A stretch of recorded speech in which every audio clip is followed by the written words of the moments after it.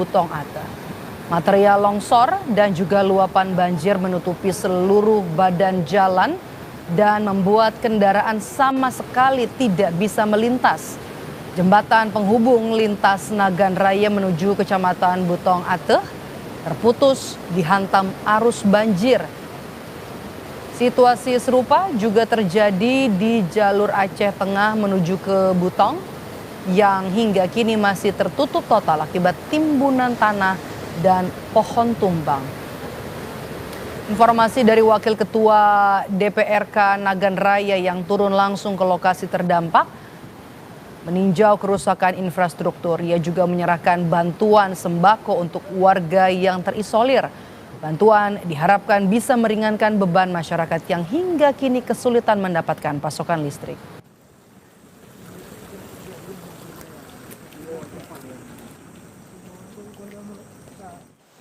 Proses penurunan LCR untuk evakuasi warga Puntut dan Nasapulo.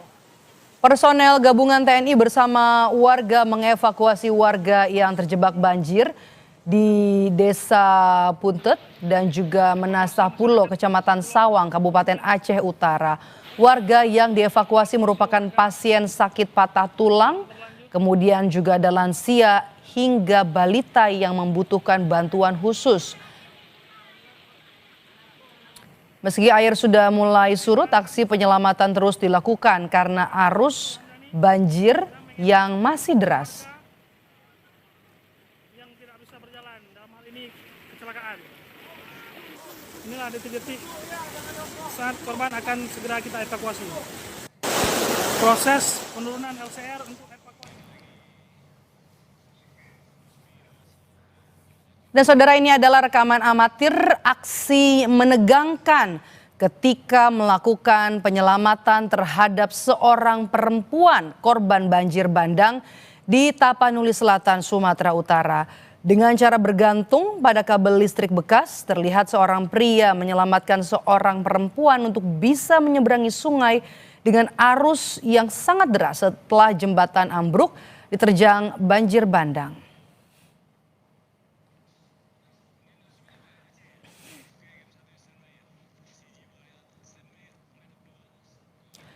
Informasi terbaru bencana alam di Aceh, kita bergabung dengan PLT Sekda Aceh Utara Jamaluddin. Selamat sore Pak Jamal dengan Maidop. Iya, selamat sore Mbak. Oke. Bapak boleh gambarkan kepada kami kondisi di sana sampai dengan sore hari ini. Apakah banjir masih terus terjadi, hujan juga apakah masih terus turun? Dapat kita laporkan Mbak, pada sampai dengan sore hari ini hujannya sudah berhenti, kemudian banjirnya masih. Mungkin masih ada yang banjir-banjir yang tergenang, tapi ada jalur jalan nasional itu ada 2 tempat itu putus karena memang masih tergenangnya air dan airnya sih masih sangat kencang sekali. Namun hujan sampai dengan saat ini sudah berhenti, cuacanya sedikit cerah. Seperti itu Mbak. Kan ini sempat lumpuh total ya Pak akibat bencana banjir oleh curah hujan yang tinggi, kemudian akibat meluapnya sungai ya, sejumlah sungai. Kemudian Anda bisa gambarkan masih putus di semua lokasi atau aksesnya sudah ada yang bisa dilalui Pak? Kita berada di Jalan Nasional Pantai Timur. Jalan kita itu putus total. Ada 2 titik itu di Kecamatan Muara Batu dan juga di Kecamatan Syamdalira Arun. Sampai dengan saat ini itu belum bisa dilalui. Oke, karena aksesnya putus total hampir di semua kabupaten ya di Aceh Utara begitu ya Pak. Lalu bagaimana dengan bantuan, logistik bantuan untuk warga yang terdampak banjir? Bantuan logistik untuk warga yang terdampak banjir ini masih belum tersedia dengan maksimal. Ini masih ditangani di posko-posko pengungsi itu apa yang ada. Kemudian juga ini stoknya sudah mulai menipis. Ini juga mohon bantuan dari teman-teman untuk bisa menyampaikan bantuannya kepada kami di Aceh Utara. Ini yang sudah kami terima sore ini dari Pertamina dan juga dari PGI. Itu sudah kita terima di posko kita. Mhm. Dan di titik-titik pengungsi itu logistik kita ini sudah mulai menipis ya. Mhm. Seperti itu, Mbak. Oke, logistik sudah mulai menipis, kemudian juga distribusi terhambat akses yang masih terputus. Apa yang paling Iya, dibutuhkan terhambat oleh akses. korban, Bapak? Iya, Mbak. Apa yang paling dibutuhkan korban saat ini? Yang sangat dibutuhkan oleh korban saat ini yang pertama itu karena memang menyangkut dengan apa ya, kebutuhan dasar. Mhm. Seperti beras, telur, mie instan, kemudian minyak goreng, kemudian juga air mineral, itu yang sangat mendasar itu, Mbak. Mhm. Oke, makanan begitu ya, dan juga Iya, betul. kaum rentan juga sudah dievakuasi Pak untuk di Aceh Utara, atau masih ada yang mencoba bertahan di rumah mereka? Ini semuanya sudah dievakuasi, dan juga ada titik-titik yang airnya sudah mulai surut. Tim terus bekerja di lapangan karena kondisi kami di Aceh Utara itu begitu cukup parah. Mhm. Jadi masih ada juga korban-korban itu yang di tempat-tempat seperti di daerah-daerah Langkahan itu Mhm. belum terakses. Kemudian di daerah-daerah Murah Mulia juga belum terakses. Di Kecamatan Gerdung Pase itu putus total jalannya, sehingga sampai saat ini itu kita belum dapat kabar dari Oke. lapangan. Di Kreng Pase ya Pak ya? Iya, di Gerdung Pase, Langkahan itu kita belum dapat kabar, dan Sama sinyal di Aceh Utara putus total. komunikasi terputus total Listrik, dengan warga yang ada di sana? iya, listriknya juga padam. Oke. Apa upaya yang dilakukan pemerintah untuk bisa menjangkau korban, setidaknya mengetahui bagaimana kondisi mereka, apa yang paling mereka butuhkan, distribusi logistik? Kita udah mulai mencoba dari kemarin untuk menerobos daerah-daerah yang terisolir dengan perahu karet, kemudian juga ada bantuan-bantuan yang kita bawakan ke sana. Namun karena memang terbatasnya fasilitas-fasilitas yang ada, sehingga tidak semua titik-titik itu dapat terakses dengan baik. Hmm. Nah, dapat kami laporkan bahwa kerjasama dengan Forkopimda itu sangat bagus sekali. Kemudian seperti di Kecamatan Sawang dan Kecamatan Muara Batu dan Dewantara, itu Forkopimda dalam hal ini juga Dalana itu terus bergerak untuk membantu warga di sekitaran itu. Oke, 19 kecamatan ya Pak terendam banjir. 20, 20 20 sekarang. Mbak, 20. 20 kecamatan terendam banjir, akses benar-benar Ya. terputus, logistik juga saat ini tipis. Kondisi kan sekarang sudah tanggap darurat bencana ya Pak? Sudah tanggap darurat Oke, bencana. Dan apa kemudian strategi dari pemerintah untuk bisa kemudian logistik bantuan ini bertambah dan distribusi bisa dipercepat meskipun juga jalur darat tidak bisa dilakukan? Ada opsi lain mungkin? Jadi opsi-opsi yang dapat kita ambil, salah satunya bagaimana untuk mempercepat itu kita minta juga bantuan-bantuan dari pusat, barangkali dari provinsi, untuk ya dari Bulog, itu untuk segera dapat kita sampaikan ke titik-titik pengungsi. Ini dalam beberapa menit yang lalu kami juga sudah menghubungi Bulog untuk dapat memberikan beras kepada Pemda Aceh Utara untuk dapat kita sampaikan kepada para pengungsi yang ada di Aceh Utara. Kemudian juga kami juga mohon dari pusat, dari provinsi untuk menyampaikan bantuannya kepada kami untuk juga segera bisa kita distribusikan kepada para pengungsi yang ada di lokasi. Seperti itu, Mbak. Oke, warga di 20 kecamatan artinya semua mengungsi karena dampaknya begitu parah di Aceh Utara. Kemana saja mereka mengungsi, Pak? Mereka itu mengungsinya di masjid, kemudian tempat-tempat yang tinggi, kemudian juga surau atau manasa. Kemudian mereka juga masih di tempat pengungsi karena ada rumah-rumah pengungsi itu yang sudah di bawah arus. Rumahnya sudah tidak ada lagi, sudah di bawah arus. Ada yang rumahnya sekarang itu berada di tengah-tengah jalan. Kita juga harus bisa evakuasi itu. Artinya evakuasi masih terus dilakukan ya Pak. Berapa jumlah warga total yang terdampak Pak? Terdampak atau jadi korban dari banjir ini di Aceh Utara? Ada korban luka ataupun korban tewas Pak? Kita yang sudah meninggal, data sementara yang kami terima, ini baru dua kecamatan yang menyampaikan ke kami, itu juga kami terima laporan itu dari wartawan. Karena data-data dari tim kami di lapangan itu karena memang listrik padam, akses internetnya tidak ada, kami sudah terima yang sudah meninggal itu ada 10 orang. Di Kecamatan Syamtali Rabayu itu ada 4, di Kecamatan Samudra itu 6. Ini terus bertambah karena sesuai dengan laporan. Yang meninggal ini juga termasuk kami terima laporan ada yang dari ASN seperti kepala SD Negeri 1 Samudra Bu Fitri sudah meninggal beliau. Kemudian ada juga guru yang meninggal di SMP Negeri 1 Samudra. Kemudian juga ada tenaga tendik di TK Pembina Syamtali Rabayu, namanya Pak Jamil, udah dapat kabar, udah meninggal. Data yang kami sudah terima itu dari media wartawan, teman-teman wartawan itu udah 10 orang yang meninggal. Ini data sementara ya yang kami terima sampai dengan saat ini. Karena dari kecamatan-kecamatan lainnya ini belum terakses, putus total. Ini data per kapan Pak? 10 orang yang meninggal di 2 kecamatan ya Pak? Itu data yang sudah kami terima sampai dengan saat ini baru 2 kecamatan. Kecamatan yang lain kami belum terima karena terputusnya akses internet. Ada 10 orang yang meninggal di 2 kecamatan akibat banjir yang terjadi di Kabupaten Aceh Utara. Oke, ini kan juga ada. Itu di bawah arus Mbak itu.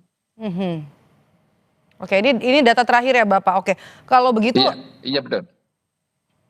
Bagaimana koordinasi dengan pemerintah provinsi Pak? Karena kan bukan hanya di Aceh Utara saja yang terdampak, bahkan juga sudah masuk tanggap darurat karena juga logistik yang menipis, kemudian akses terputus, listrik juga masih padam. Ini kalau kita lihat bukan hanya permukiman tapi juga sawah terendam banjir, tanggul sungai jebol. Dampaknya begitu parah di Aceh Utara. Ini sudah hari keberapa Bapak? Ini sudah hari yang kelima, Mbak. Sudah hari kelima, Pak. Harusnya ada kemajuan, Iya. Pak, untuk bisa menangani korban dan juga bisa mengevakuasi termasuk juga logistik. Iya, ini kita sudah masuk hari yang kelima, seperti yang Mbak tanyakan tadi, bagaimana koordinasi dengan provinsi, itu data-datanya, data sementara itu kita sudah sampaikan ke provinsi dan juga data itu juga kita sudah sampaikan ke pusat. Oke, baik. Semoga nanti bisa cepat tertangani semua warga yang menjadi korban dari banjir yang terjadi di Kabupaten Aceh Utara. Mereka juga bisa segera dievakuasi dan juga logistik bisa langsung didistribusikan kepada warga yang terdampak. Terima kasih sudah bergabung bersama kami PLT Sekda Aceh Utara Jamaluddin. Sehat selalu Bapak. Breaking News Kompas TV akan kami jeda sejenak, tetaplah bersama kami.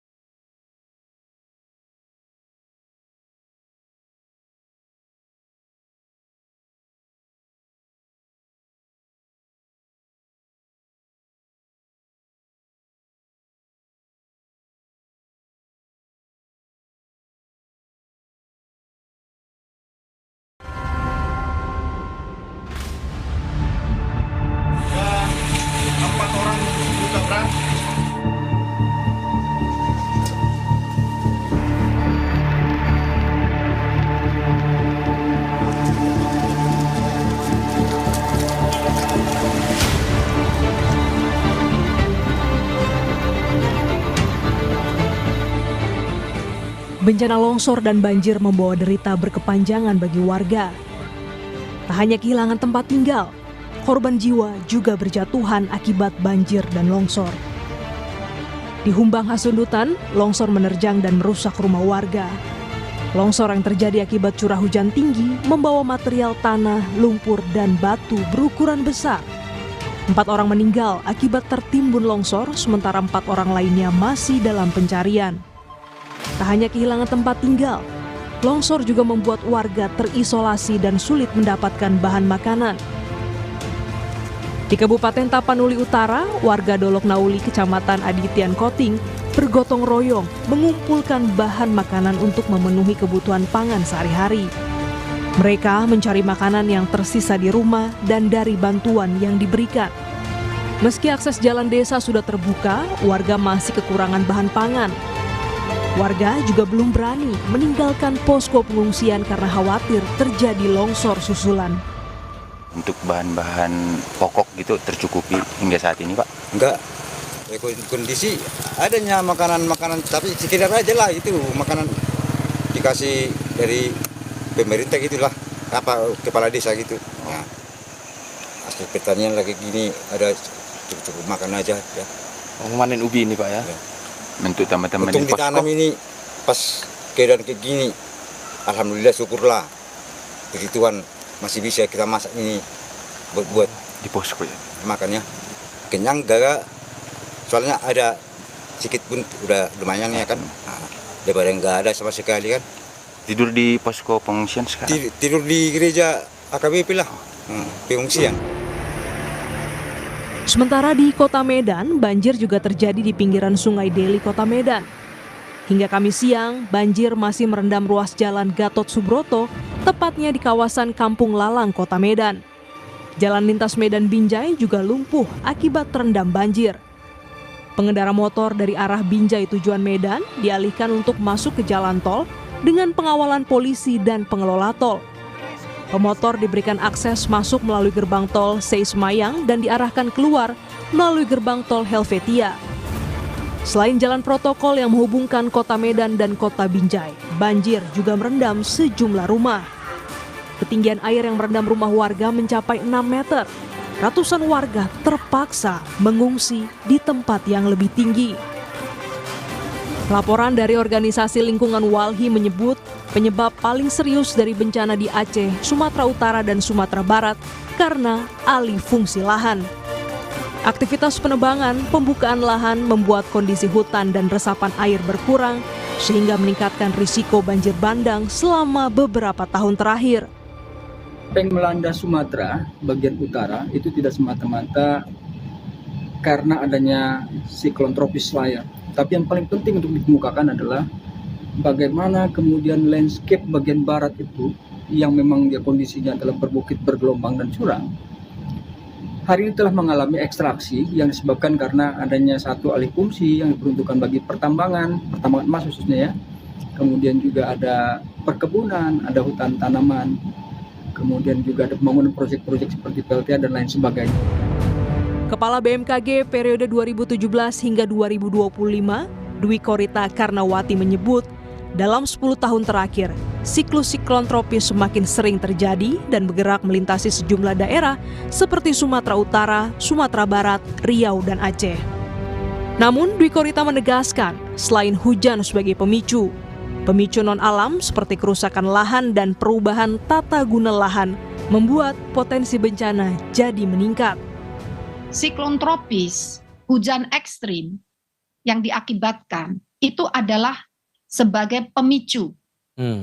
Tanpa siklon tropis pun, wilayah-wilayah yang disebutkan tadi itu sudah rawan. Alamnya itu karena proses tektonik, kondisi geologi membentuk pegunungan bukit barisan, terbentuk patahan-patahan aktif, dan bukit itu terpotong-potong oleh patahan dan kekar-kekar. Baik. Jadi pegunungan itu adalah pegunungan yang rentan, rawan, memang berbakat untuk mengalami longsor. Oke. Jadi tadi saya katakan salah satu pemicunya itu alam, hujan.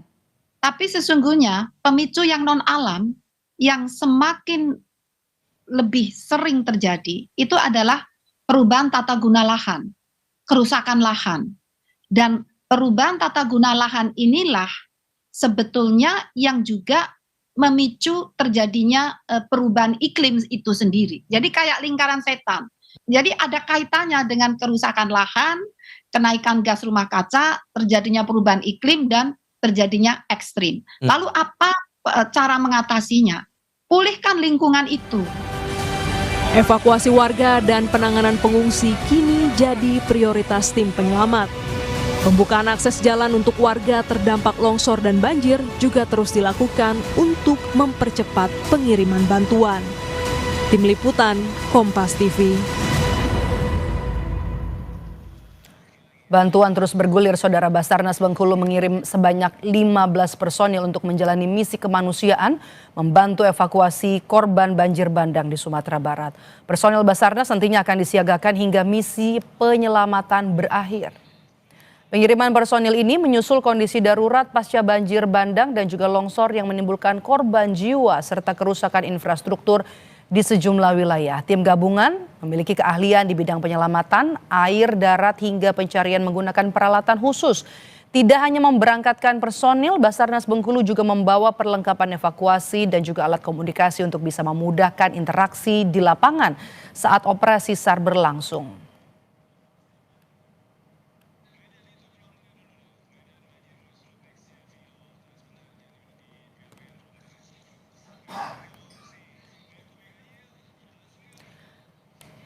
Sementara itu, Saudara, warga Tanjung Rejo, Medan Sunggal memilih untuk bertahan di masjid karena tempat tinggal mereka masih terendam banjir. Warga membutuhkan bantuan berupa bahan makanan dan juga obat-obatan. Banjir menggenangi rumah warga pada 27 November kemarin sekitar pukul 5 pagi. Warga mengaku tidak sempat menyelamatkan barang-barang berharga dan hingga kini masih menunggu bantuan dari pemerintah, terutama bahan makanan dan juga obat-obatan. Bagaimana penanganan banjir di Medan, Sumatera Utara? Kita tanyakan kepada jurnalis Kompas TV, ada Emir Syah Purba dan juga juru kamera Dedi Ginting yang saat ini berada di Kecamatan Medan Maimun. Emir, bagaimana kondisi bencana banjir di sana? Anda dekat informasinya dengan tanah amblas yang ada di Medan Maimun. Seberapa besar dampaknya, Emir?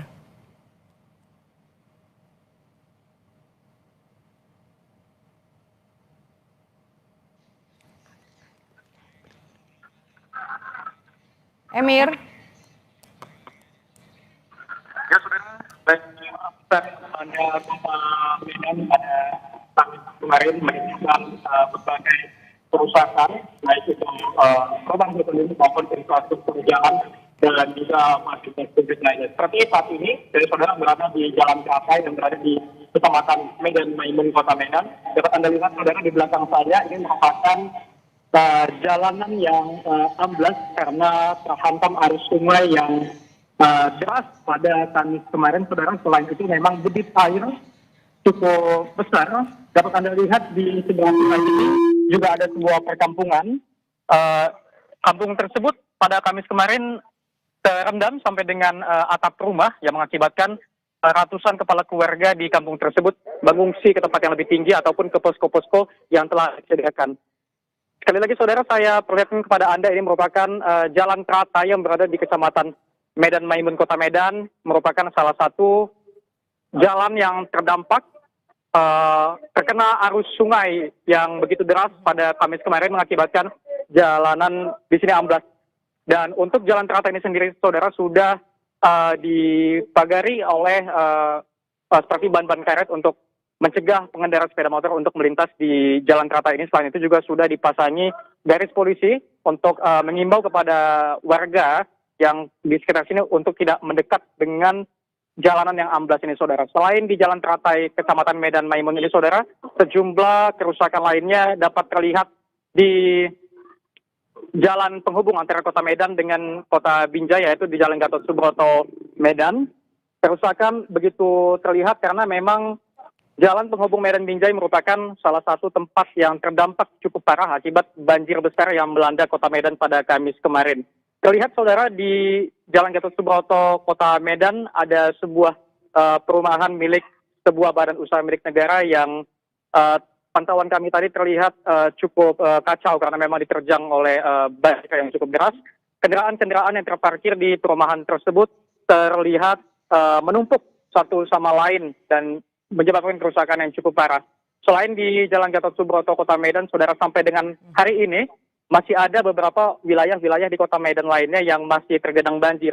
Seperti di sejumlah wilayah di Kecamatan Medan Polonia yang sampai dengan saat ini air banjir masih menggenangi rumah-rumah warga setinggi ataupun sekitar 1 meter. Selain itu, saudara, jalan penghubung Medan Tebing Tinggi, tepatnya di Kecamatan Amplas, masih ada yang tergenang banjir mengakibatkan sejumlah kendaraan terpaksa ataupun mengakibatkan kemacetan yang begitu panjang karena tidak memungkinkan kendaraan untuk dapat melalui jalan tersebut akibat banjir yang masih menggenangi sejumlah ruas jalan. Oke. Banjir terjadi akibat luapan 3 sungai begitu yang ada di Kota Medan ya. Sungai Deli, kemudian juga Sungai Babura dan juga Sungai Belawan. Akses juga masih terganggu begitu, ada yang terputus, dampaknya juga cukup parah bukan hanya di jalan protokol, di beberapa instansi pemerintah, di sekolah, di kawasan kampus USU juga begitu parah karena ini tercatat sebagai banjir yang paling parah di Kota Medan. Nah, bagaimana kemudian koordinasi antara pemerintah untuk bisa mengevakuasi warga yang terdampak, terutama yang aliran listriknya belum masih padam begitu, Emir? Ya, saudara, untuk jika kita bertanya soal evakuasi warga, tentu banjir pada hari Kamis kemarin, warga sudah dievakuasi, baik melakukan evakuasi secara mandiri ataupun evakuasi yang dibantu oleh tim SAR ataupun BPBD. Begitu juga dengan penanggulangan bencana, masyarakat disediakan posko, begitu juga dengan dapur-dapur umum untuk meringankan beban-beban masyarakat yang pada saat ini terkena bencana. Begitu juga dengan dari pemerintah, saudara, Wali Kota Medan Riko Waas Kamis kemarin juga sudah melakukan kunjungan-kunjungan. Begitu banjir meluap, Wali Kota Medan melakukan kunjungan di sejumlah tempat untuk meninjau dan melihat apa yang dibutuhkan masyarakat saat ini. Namun saya informasikan juga kepada Anda, saudara, saat ini sebagian besar wilayah yang pada Kamis kemarin terkena ataupun terimbas dari banjir besar yang melanda Kota Medan pada hari ini sudah mulai surut. Akses-akses jalan yang sebelumnya tidak bisa dilalui juga saat ini sudah bisa dilewati oleh kendaraan meskipun pasca kejadian masih terlihat material-material seperti batu ataupun lumpur yang menutupi badan jalan. Oke, sebagian akses jalan sudah bisa dilalui akibat banjir yang terjadi pada hari Kamis kemarin di Kota Medan. Terima kasih Emir Syahpurba dan juga juru kamera Didi Ginting melaporkan langsung dari Medan, Sumatera Utara. Tetap bersama kami, saudara, di Breaking News Kompas TV. Kami jeda sejenak.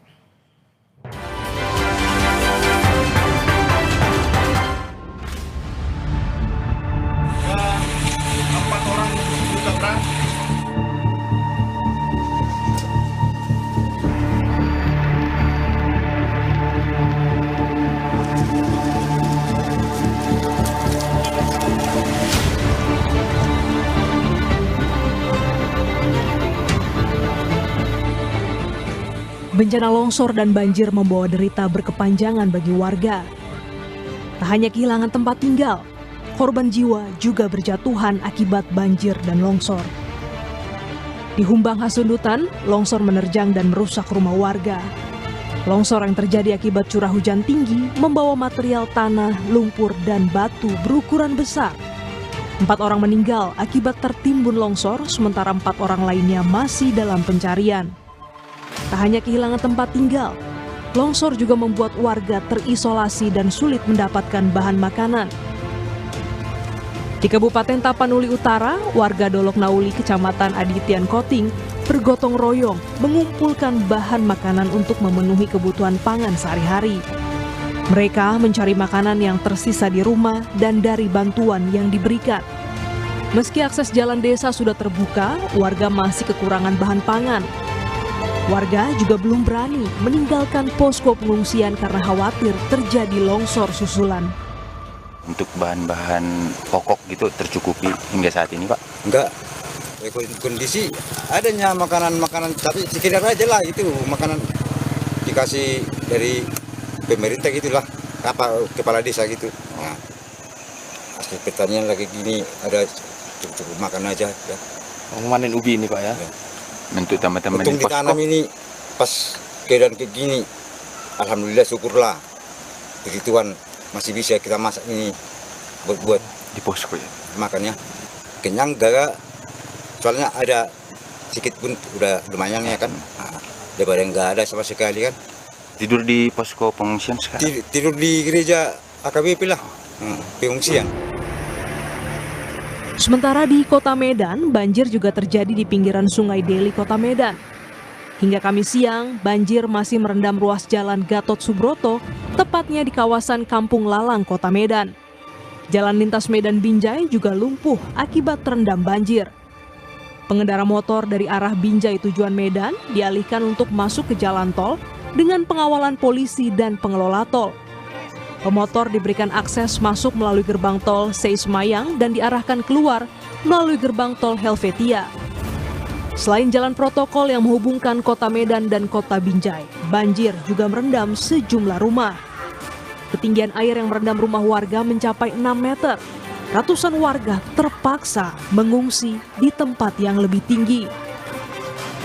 Laporan dari organisasi lingkungan Walhi menyebut penyebab paling serius dari bencana di Aceh, Sumatera Utara, dan Sumatera Barat karena alih fungsi lahan. Aktivitas penebangan, pembukaan lahan membuat kondisi hutan dan resapan air berkurang sehingga meningkatkan risiko banjir bandang selama beberapa tahun terakhir. Apa yang melanda Sumatera bagian utara itu tidak semata-mata karena adanya siklon tropis Layar. Tapi yang paling penting untuk dikemukakan adalah bagaimana kemudian landscape bagian barat itu yang memang dia kondisinya adalah berbukit, bergelombang dan curam. Hari ini telah mengalami ekstraksi yang disebabkan karena adanya satu alih fungsi yang diperuntukkan bagi pertambangan emas khususnya ya. Kemudian juga ada perkebunan, ada hutan tanaman. Kemudian juga ada pembangunan proyek-proyek seperti PLTA dan lain sebagainya. Kepala BMKG periode 2017 hingga 2025, Dwi Korita Karnawati menyebut, dalam 10 tahun terakhir, siklus siklon tropis semakin sering terjadi dan bergerak melintasi sejumlah daerah seperti Sumatera Utara, Sumatera Barat, Riau, dan Aceh. Namun, Dwi Korita menegaskan, selain hujan sebagai pemicu non-alam seperti kerusakan lahan dan perubahan tata guna lahan membuat potensi bencana jadi meningkat. Siklon tropis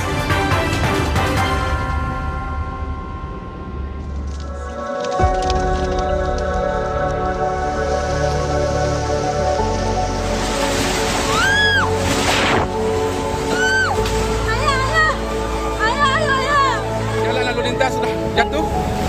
Kita sudah terputus total.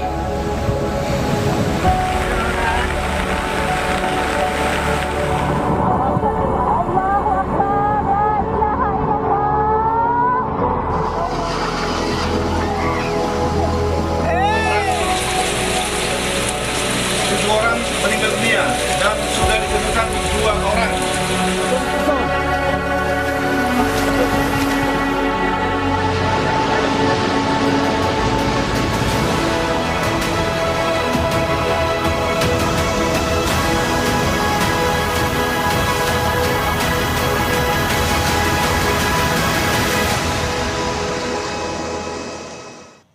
Saudara, hujan intensitas tinggi yang melanda Kota Padang, Sumatera Barat kembali memicu banjir susulan di beberapa titik kawasan.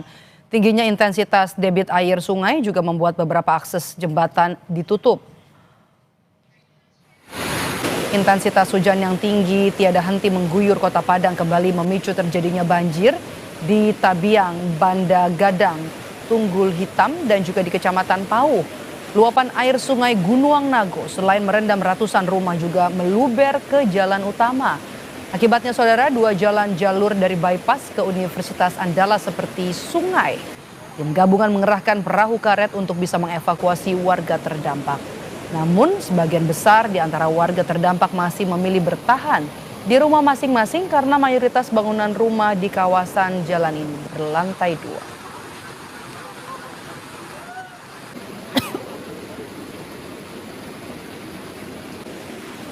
Jam 2 balik lewat seperampit kilo-kilo lebih kurang. 12 malam. Ya, Airnya langsung besar seperti ini, Pak. enggak.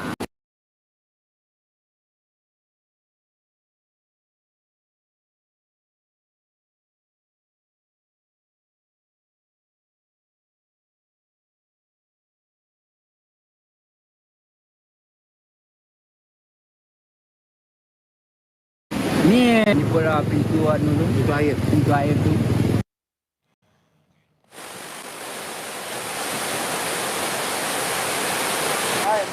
Banjir yang meluas menyebabkan lebih dari 1.500 jiwa terpaksa mengungsi di Kecamatan Pauh, Kota Padang, Sumatera Barat. Ada 7 titik pengungsian dengan perincian 3 titik di Kelurahan Kapalokoto, 2 titik di Kelurahan Cupak Tangah, dan 3 titik pengungsian di Kelurahan Lambuang Buki. Untuk posko utama penanganan korban terdampak berada di SD Negeri 02 Cupak Tangah.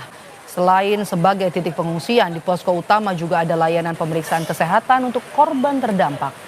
Tidak hanya di Kecamatan Pauh, saudara, banjir susulan juga dilaporkan terjadi di Kecamatan Koto Tangah dan juga Nanggalo.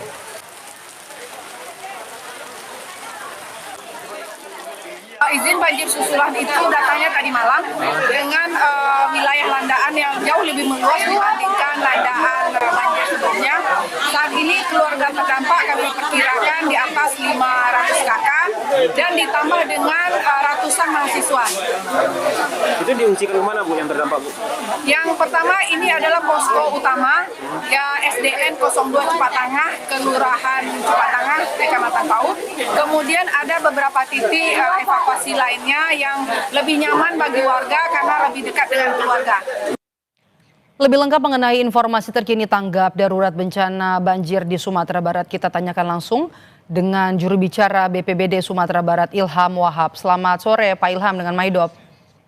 Selamat sore Mbak Maidop. Pak Ilham, pertama kami mau update dulu Pak, berapa jumlah korban terdampak saat ini? Korban yang mengungsi, kemudian juga korban meninggal dan juga korban luka?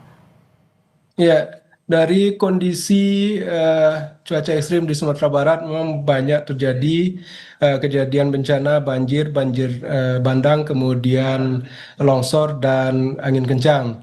Dan ini sudah meluas menjadi 14 kabupaten kota di Sumatera Barat. Dari 14 kabupaten kota ini sudah tercatat pada posko kami ada 25 orang yang meninggal, kemudian 11 hilang dan 4 luka-luka. Sedangkan yang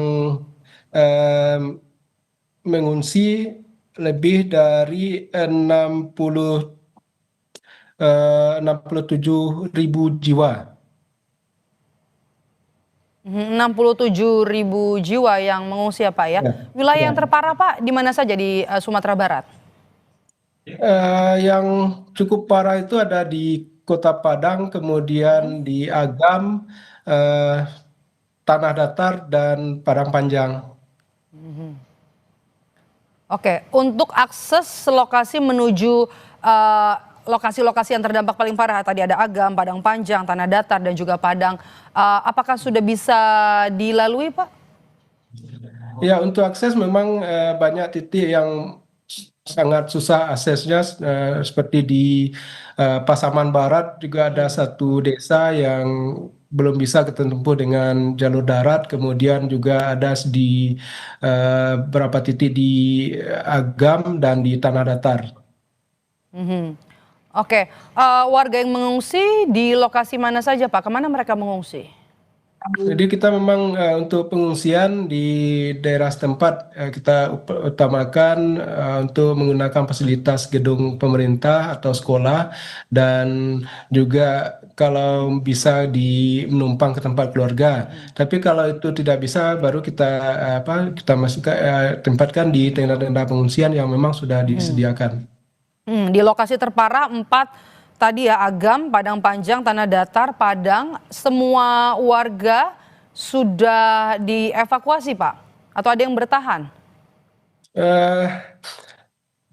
Sampai tadi pagi ya, sebagian sudah dievakuasi, tapi memang ada kami masih tadi pagi masih ada laporan di Pasaman itu yang memang warganya belum bisa dievakuasi karena jalur daratnya sudah tidak bisa dilewati, dan kita berharap ini ada lewat laut atau lewat udara. Kita upayakan ini bisa lewat, karena memang kondisi desanya di dekat laut.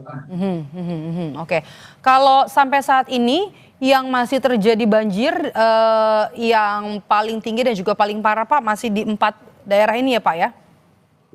Kalau untuk banjirnya karena memang di Sumatera Barat banjir setelah hujannya reda banjirnya juga langsung surut.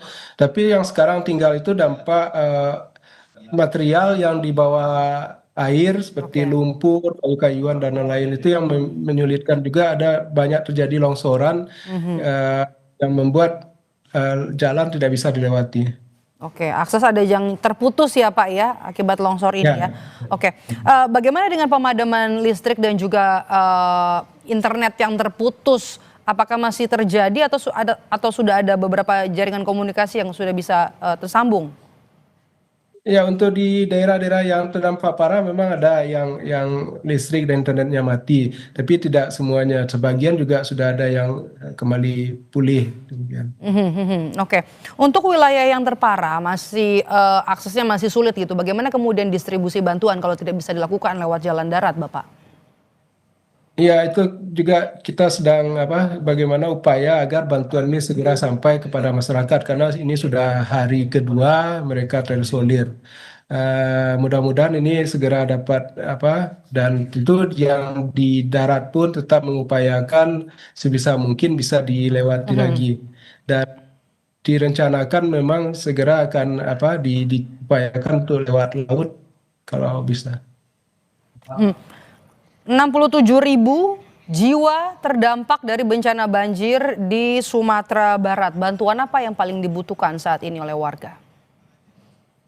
Untuk bantuan tentu kebutuhan mendesak seperti alas tidur, kemudian selimut, pakaian, kebutuhan bayi, kemudian hygiene kit, kemudian kebutuhan khusus untuk kewanitaan itu juga dibutuhkan karena ini sudah hari keempat ini untuk persediaannya sudah semakin habis.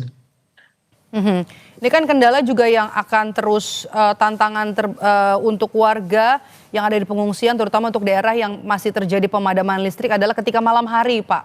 Tidak ada penerangan kemudian juga putus komunikasi. Apa kemudian koordinasi dengan pemerintah agar mereka bisa mendapatkan distribusi bantuan, kemudian juga ada di lokasi yang aman? Ya, jadi alhamdulillah ini baru tadi mendarat satu Hercules membawa bantuan dari pemerintah pusat, bantuan presiden. Juga di dalamnya ada genset, ada tenda, ada beras juga. Ini sedang kita dropping ke posko untuk didata di daerah-daerah mana yang bisa segera kita distribusikan. Oke, status tanggap darurat mulai diberlakukan ya Pak. Dari kapan sampai kapan nanti Pak?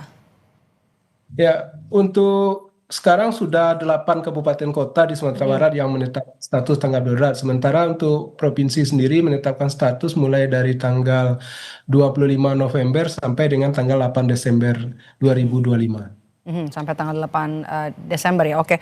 Bagaimana kemudian untuk koordinasi ini kan bantuan terus mengalir kemudian juga bantuan untuk SAR juga tadi kami dapat informasi dari Bengkulu. Koordinasinya seperti apa agar bisa lebih cepat turun ke lapangan? Karena kan kita sama-sama tahu ya Pak banjir kemudian juga masih merendam sejumlah daerah, arusnya juga masih cukup deras, kemudian juga potensi hujan juga masih ada di depan mata. Apa kemudian strategi untuk hari-hari ke depannya Pak? Ya, karena sudah ada posko utama yang sudah didirikan, yang sekarang dari kantor BPBD awalnya sudah digeser lagi ke kantor gubernur supaya tempatnya lebih luas. Kemudian ini koordinasi dengan TNI, Polri juga sangat-sangat mendukung sekali untuk upaya penanggulangan bencana ini. Tentu ini akan lebih membantu sekali untuk segera melakukan upaya baik pencarian dan penyelamatan juga dari Basarnas ini luar biasa dan direncanakan heli Basarnas hari ini sudah tiba di Padang. Tentu ini akan sangat membantu lagi untuk distribusi bantuan dan juga untuk upaya evakuasi. Oke, bantuan kan informasi dari pemerintah pusat sudah diterbangkan dibawa oleh 4 pesawat pagi hari ini menuju ke Sumatera Barat, Sumatera Utara dan Aceh. Untuk di Sumatera Barat sudah tiba? Sudah bisa didistribusikan Pak? Ya, untuk Sumatera Barat sampai, sudah mendarat, dan sekarang sedang sedang penurunan barang. Tentu akan di loading lagi ke gudang dan segera dibuat rencana distribusinya.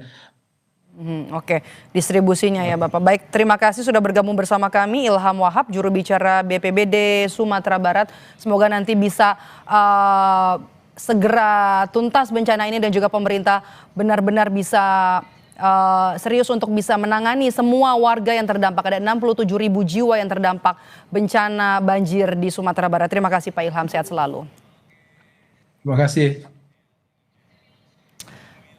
Dan saudara, longsor juga terjadi di Jambi, akses jalan perbatasan Jambi Sumatera Barat, tepatnya di jalan lintas Sungai Penuh Tapan, lumpuh total akibat longsor. Longsor terjadi di jalan lintas Sungai Penuh Tapan kilometer 20 Kabupaten Kerinci, Jambi. Akses jalan nasional pun lumpuh total. Peristiwa longsor ini terjadi Kamis pagi sekitar pukul 10 waktu Indonesia Barat. Gubernur Jambi saat ini tengah menyiapkan mitigasi bencana hidrologi. Nanti juga telah mengajukan kepada pemerintah pusat untuk dilakukan pelatihan di beberapa titik.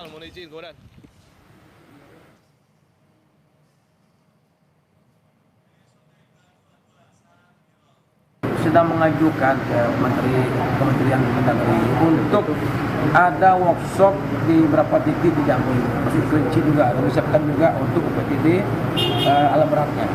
Tentu kita waspada, ya perlu alat-alat yang cukup, juga tim relawan juga kita minta siaga terus, ya dengan petugas sekitar lapangan, BPBD, Polri TNI juga harus siap-siaga terus. Saudara, pemerintah pusat mengirim bantuan untuk korban bencana di Sumatera Barat, Sumatera Utara, dan Aceh yang diterbangkan hari ini dari Lanut Halim Perdana Kusuma, Jakarta. Selain logistik yang mendesak, pemerintah juga mengirimkan bantuan tenaga medis dari TNI dan juga Kementerian Kesehatan. 4 pesawat jenis Hercules dan juga 1 pesawat A400 diterbangkan dari Bandara Halim Perdana Kusuma, Jakarta Jumat pagi menuju Sumatera Barat, Sumatera Utara, dan juga Aceh, menyasar ke titik lokasi bencana. Bantuan yang diberikan 150 tenda, kemudian ada 64 perahu karet, genset, 100 alat komunikasi, makanan, dan juga tenaga medis. Menko PMK Pratikno menyebut rapat koordinasi telah dilakukan untuk memetakan kebutuhan. Pemerintah terus mengirim bantuan yang tentunya disesuaikan dengan kebutuhan warga terdampak.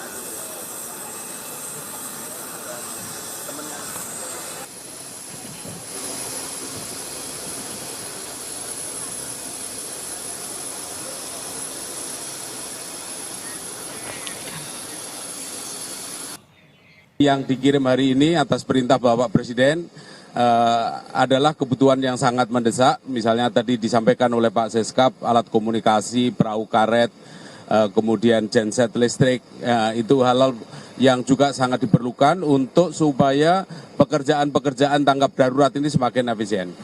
Jadi tim PU juga bergerak karena beberapa lokasi titik itu putus, ya. Mulai dari tanah longsor, kemudian yang jalan yang tertimbun dan lain-lain, itu juga sudah bergerak. Jadi kami fokus pada tanggap darurat. Kita mengerahkan segala upaya atas perintah Pak Presiden untuk supaya masyarakat yang tertimpa bencana ini segera tertangani. Kami tutup Breaking News Kompas TV, saudara. Informasi terbaru lainnya akan hadir dalam program Kompas Petang. Saya Maido Pelfrina, sampai jumpa.